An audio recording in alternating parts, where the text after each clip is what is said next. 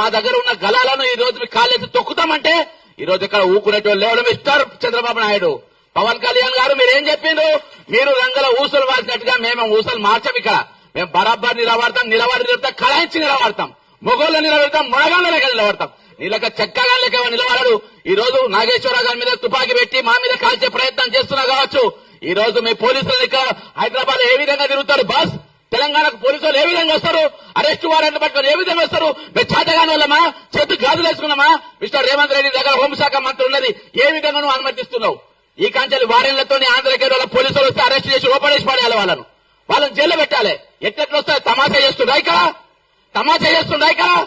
ఇదే ఆఖరి ఎఫ్ఐఆర్ కావాలి, ఇదే లాస్ట్ ఎఫ్ఐఆర్ కావాలి. ఇంకోసారి ఎఫ్ఐఆర్ అయితే మామూలుగా చెప్తున్నా, పవన్ కళ్యాణ్ చెప్తున్నా, ఖబర్దార్ అని చెప్తున్నా, హెచ్చరిస్తున్నా, రిక్వెస్ట్ ఇస్తున్నా. బొంగుదింగ్ ఎవరు చేయడు ఇక్కడ.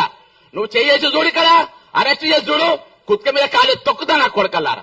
జై తెలంగాణ, అమరవీరులకు జోహార్లు.